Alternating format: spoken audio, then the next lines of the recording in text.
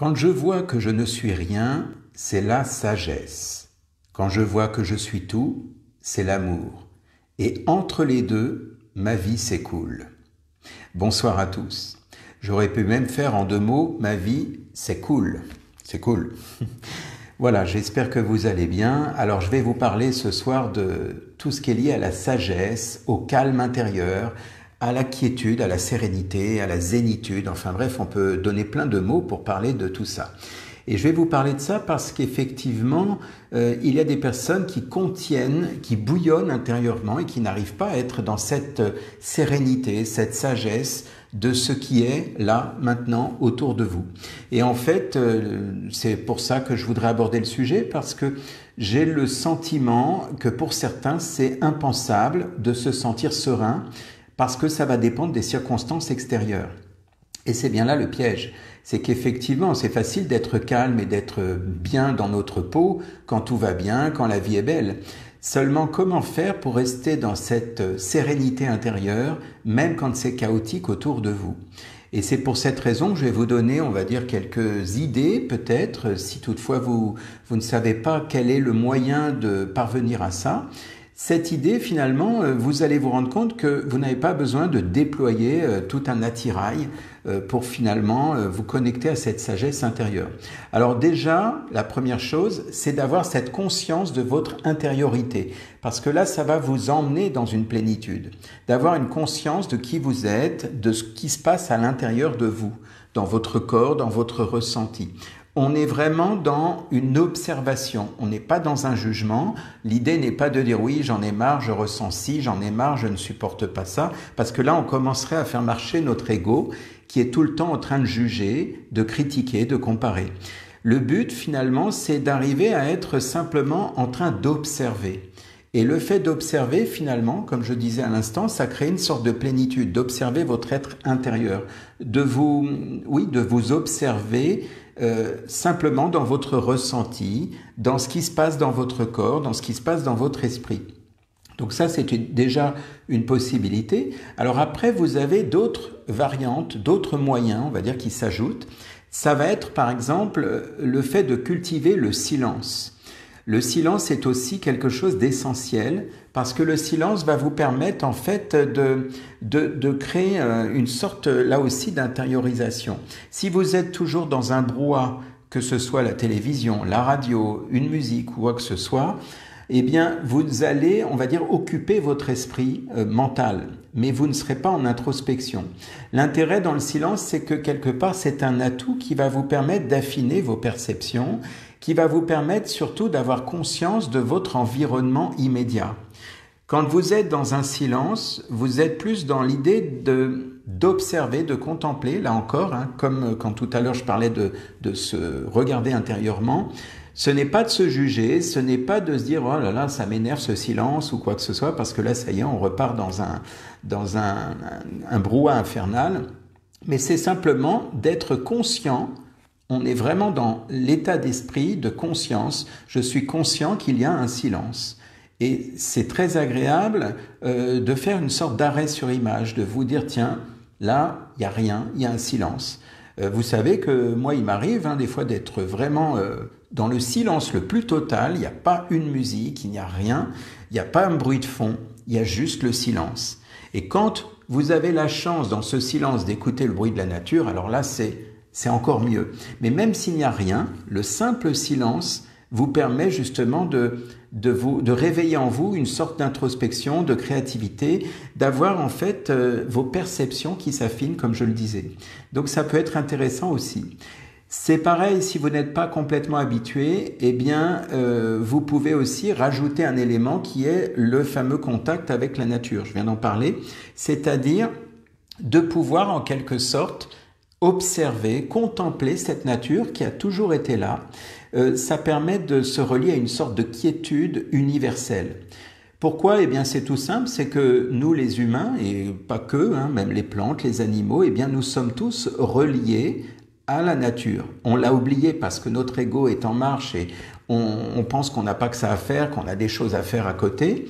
Seulement, l'idée, c'est vraiment un retour aux sources, en fait. Quand vous êtes connecté à la nature, vous retrouvez votre être intérieur. Et ça, c'est important puisque, par exemple, vous voyez, la nature n'a pas besoin de nous pour vivre. Les animaux non plus, d'ailleurs, et les plantes, tout ce qui existe, n'ont pas forcément besoin. Qu'on soit là ou qu'on ne soit pas là, ça ne les empêchera pas d'exister. Eh bien, nous, comme on a notre mental, comme on est en train de cogiter, on a l'impression que, voilà, on est là et que tout le monde se pousse parce que je suis là.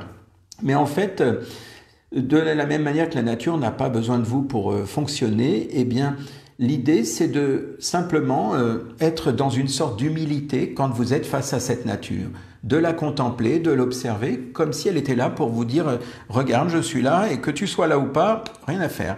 C'est un peu comme le soleil, même s'il y a un nuage qui passe au-dessus, le soleil, à la limite, il ne se pose pas la question de savoir s'il va vous réchauffer ou s'il va briller ou pas. Le nuage passe, mais ça n'empêche pas au soleil de briller au-dessus du nuage. Je ne sais pas si la métaphore vous parle, mais on est un petit peu là-dedans en fait. Donc il y a vraiment cette histoire de pouvoir contempler, d'observer, d'écouter aussi, parce que ça permet de se connecter à une certaine sagesse, d'être vraiment, on va dire, en train de prendre conscience de ce qui est. Donc j'écoute, je suis dans le silence, je m'intériorise, j'observe, et là on est vraiment dans quelque part, comme je le disais au début dans ma citation, quelque part je ne suis rien. Quand je vois que je ne suis rien, c'est la sagesse. C'est-à-dire être en toute humilité en se disant bon, face à cette nature, face à tout ce qui m'entoure, je ne suis rien. Eh bien ça, c'est une forme de sagesse. Et en fait, donc je parlais donc d'écouter, d'observer, il y a aussi donc de ressentir. C'est ce que j'ai dit au début. Le fait de ressentir votre corps, de ressentir vos émotions, ça vous permet de créer un ancrage dans le présent. Ça vous permet finalement de vous ramener au centre de qui vous êtes. Alors, j'ai déjà évoqué, par exemple, quand vous faites un sport extrême, quand vous faites des choses qui sont intenses dans votre corps physique, eh bien, vous ne pouvez que être là maintenant. Vous n'êtes pas en train de penser à ce qui va se passer ce soir ou demain, parce que vous êtes, entre guillemets, dans l'urgence du moment, si on prend l'exemple du sport extrême, et donc l'idée, c'est vraiment d'être complètement relié à ce qui se passe ici et maintenant. Donc ça, c'est important. Il est important donc de revenir un instant sur cette histoire d'ego, parce que l'ego va chercher toujours à vous mettre dans une position de victime. C'est-à-dire qu'il est en permanence insatisfait. Ça va pas, c'est pas bien, il fait froid, il fait chaud. L'ego, il ne veut pas rester comme ça dans cette immobilité. Pour lui, c'est une mort. Et donc, si vous êtes à contempler la nature, eh bien, imaginez, vous regardez, je sais pas moi, la pluie qui tombe sur des feuilles. Dans l'absolu, on pourrait se dire c'est sympa, mais votre ego, qu'est-ce qu'il va dire? Oh, il fait moche, oh, il fait froid, oh, c'est mouillé. Voyez ce que je veux dire? J'exagère, mais c'est un petit peu ça. L'ego va chercher en permanence ce qu'il n'a pas. Et en fait, il y a un principe qui est quand même important, c'est, comme on dit, l'important, ce n'est pas d'avoir ce qu'on veut, mais c'est de vouloir ce que l'on a. Et donc, vouloir ce que l'on a, ça veut dire j'observe ce qui est et tout est parfait. Il n'y a rien à changer. Il pleut, il pleut. Il fait beau, il fait beau. Il fait chaud, il fait chaud. Et en fait, là, il n'y a rien à attendre, il n'y a rien à chercher. Et c'est là que vous pouvez vous connecter à cette sagesse intérieure. C'est-à-dire ne pas vouloir changer ce qui est. Accepter les choses comme elles sont. De se dire, ok, il fait moche, ok, il fait moche. J'accepte cette réalité actuelle, là tout de suite. Peut-être qu'il fera beau tout à l'heure, mais je ne suis pas en train d'espérer, d'attendre, de vouloir quelque chose, parce que là, ça vous renvoie à votre ego. Votre ego, il est dans l'avoir, dans le fait de dire « j'aimerais qu'il fasse ceci ou cela et j'aimerais avoir un beau temps, avoir, je ne sais pas moi, quelque chose d'agréable, de mieux, etc. » Ici, nous ne sommes plus en train de penser à nourrir notre ego, on est en train de se nourrir intérieurement de notre état d'être. Et donc là, on est vraiment dans l'idée de ce que je disais tout à l'heure, cette sagesse, cette connexion avec le tout, qui fait que finalement, il n'y a pas d'effort à faire, il y a simplement à être présent. Vous voyez, c'est juste ça, c'est-à-dire que tout ce qui vous entoure, eh bien, que ce soit la nature, que ce soit le silence, eh bien, d'être simplement présent à ce qui est.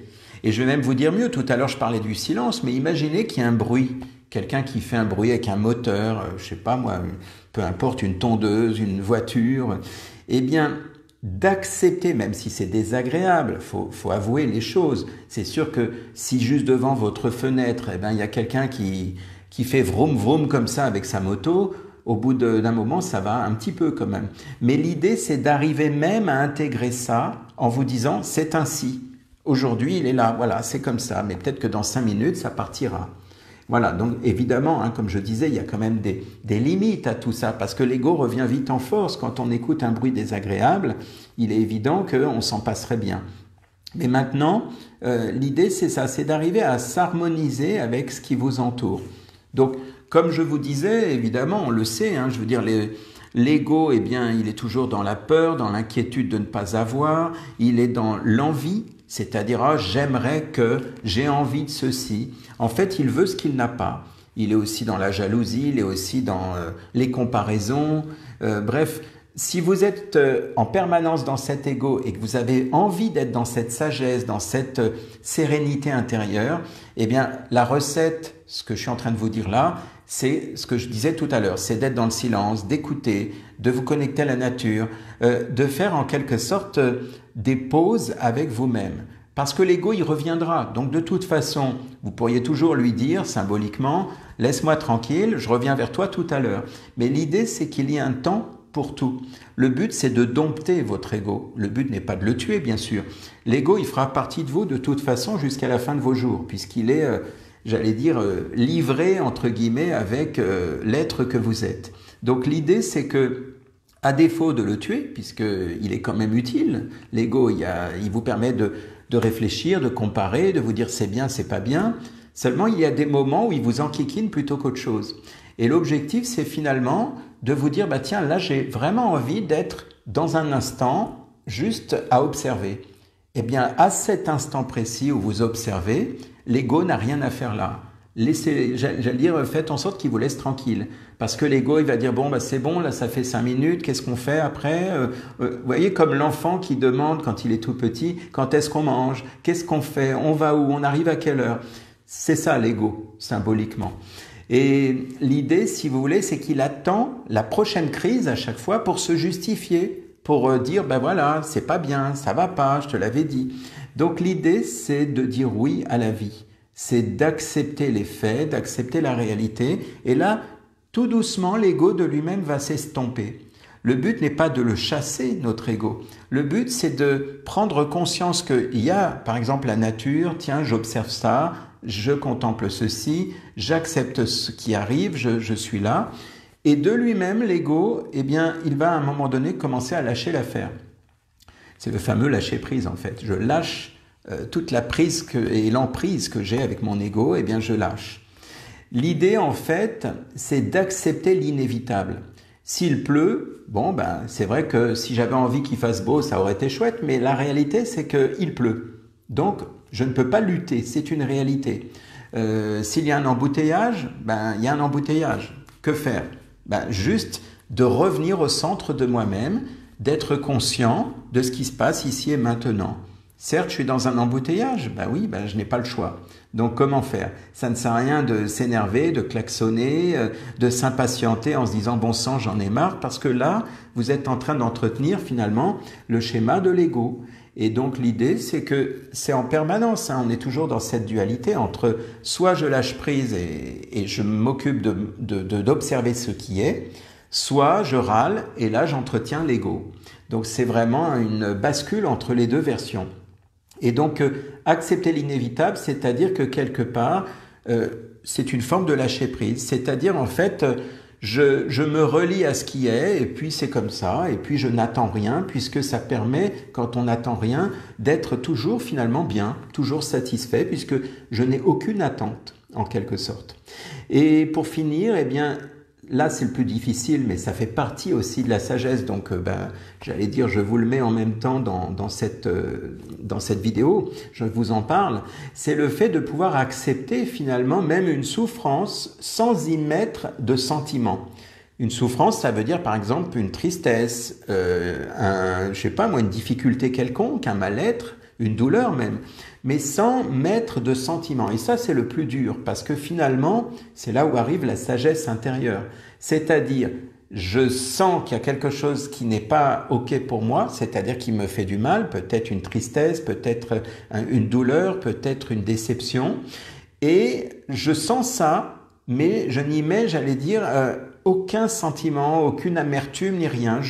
J'observe en quelque sorte cette souffrance qui me fait mal. Voilà, j'ai mal, je sens que j'ai mal. Par exemple, je pleure, je sens que je pleure, je suis triste. Eh bien, j'observe cette tristesse, mais je n'y mets, on va dire, aucun jugement, aucune critique. Je ne cherche pas, on va dire, à vouloir que les choses changent. Je laisse passer. Alors là, c'est le plus difficile, hein. Je ne dis pas que c'est simple.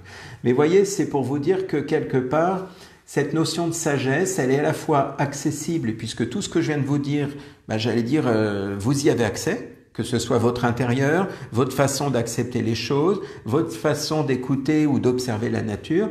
Il n'y a pas besoin, j'allais dire, d'avoir pour être justement dans cet esprit, cet état d'esprit. Donc voilà, et tout ça, eh bien, ça représente justement l'amour au sens large. C'est pour cette raison que ce que je vous disais tout à l'heure, tout au début de cette vidéo, je vous disais, quand je vois que je ne suis rien, c'est la sagesse. Quand je vois que je suis tout, c'est l'amour. Entre les deux, ma vie s'écoule. Parce que finalement, c'est exactement ce qui se passe. C'est-à-dire que entre le tout et le rien qui me représente, moi, je suis au milieu de tout ça, entre le tout et le rien, eh bien, je circule entre la sagesse et l'amour. Ce n'est pas de moi, cette citation, c'est de Nisargadatta Maharaj. C'est donc une personne qui n'est plus de ce monde, mais qui était un être réalisé, on va dire, un être réalisé en Inde. Et donc Nisargadatta Maharaj, c'est quelqu'un qui commence maintenant à être connu, parce qu'il y a des gens qui se sont, j'allais dire, appuyés sur sa façon de dire les choses. Et voilà, donc c'est important de pouvoir évoquer cette notion de sagesse et d'amour, les deux réunis, et sachant que nous, en tant qu'êtres humains, eh bien, l'idée, c'est d'être entre les deux, puisqu'on parle de la voie du milieu, c'est aussi ça, la sagesse et l'amour. Voilà, eh bien, je vous souhaite une belle soirée, en attendant de vous retrouver pour un prochain thème, ultérieurement, peut-être demain, peut-être plus tard, je ne sais pas. Bonne soirée à tous et merci.